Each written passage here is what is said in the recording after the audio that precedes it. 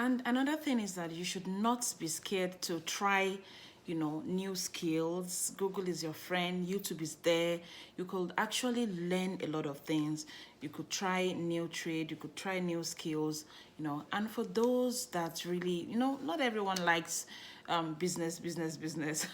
Now we have a lot of tech jobs, that you could actually improve your skills on. You could be a scrum master, a project manager.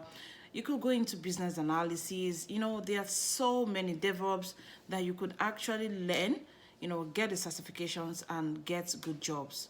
Now people have 1, 2 jobs. It's not something that is a choice anymore, especially now that you have to make sure that you're financially stable. And for the kids, you can also, if your kids are interested in it, you can also teach them, how to start their own small business. I mean, you're a caterer, you know how to make food very well. You teach your kids, let's say you have 3 or 4 kids of the age where they can actually start business. And even now, you see kids that are 8 years old, 6 year old online, they already have their own businesses. So if you, the mom, is into full catering, your daughter can be baking, your son can be making small chops, selling. The essence of teaching kids or exposing them to business is not just for them to make money. It's also for them to learn, to be able to save, to have that financial knowledge and stability for themselves, for them to know the worth and value of money, not just taken from you, but also empowering them, to also be able to make. We have very young millionaires online now. You see young kids doing so many incredible things. I was reading about a young lady that the mom sews, and she sews this small pouch for toys, and she took it to her school. Her friends saw it, they liked it. Then she started making for her friends. From there, she started the business, and boom, she was actually making more profits than our mom. So, if, and most of these skills are things that you don't really need to teach. Kids grab a lot, more than adults sometimes. So you exposing them to it or teaching them, it's actually a very good thing. And you want to train them, you want to equip them, you want to make your kids to make good use of their time, not just for them being online, watching cartoon or games all the time, and then you are the only one suffering or looking for a source of livelihood. You have to teach these kids to, is actually something that's it's going to be very helpful to them. You're teaching them resilience, you're teaching them to be hardworking, you're teaching them to be self-sufficient in life, in their future. So even before they get to like high school or they get to university, they already know the worth of money. They are getting into university, more experienced than their colleagues. They have more experience, they have more exposure, they are going to do better than you, especially in that sphere. So you don't have to keep most of this knowledge to ourselves. You have to make sure that your kids also have access to it. Financial stability is very, very, very important and very, very key. One of the things that you gain from self-care, like when you isolate yourself, is that you actually are in the situation whereby you can think and you can grasp a lot of things.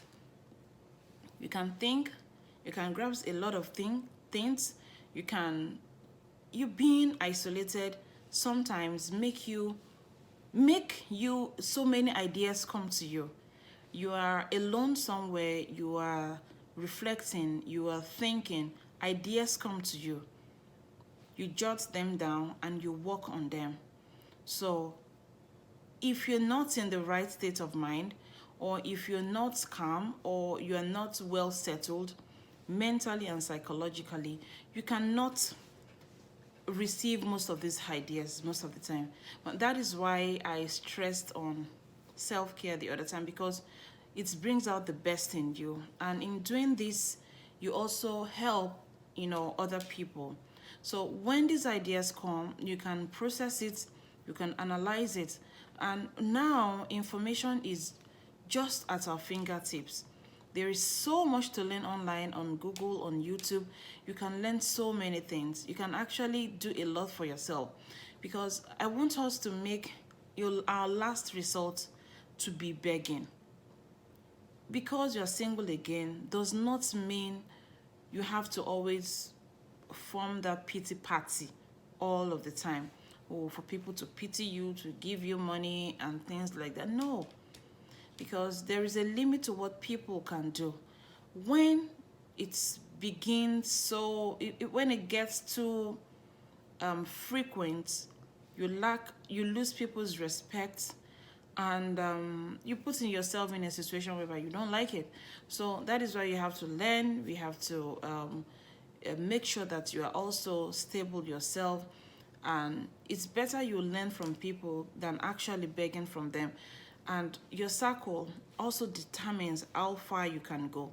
If you are with among people that don't really know much about this thing, then you should move and select your friends. You should select people that you know are better than you, people that they are doing what you know you want to do, or you have a friend that is making it, or she's into business legitimately. You want to move close to someone like that. You want to learn, and not everybody wants to hoard information. Some people can actually give information, especially when they know that, okay, this is the least they can do for you. You're not coming to beg for money. You only want to learn something to improve yourself. And there are so many things you can actually learn on your own by yourself too, and also teach to the other person. The end goal of what I'm trying to say is that you have to gain financial stability. Financial education is very important. Creating multiple streams of income, it prevents you from getting into a lot of problems as a single parent. Thank you so much. Please like and share, and I'm going to appreciate your comments on this section. Have a good day. Bye.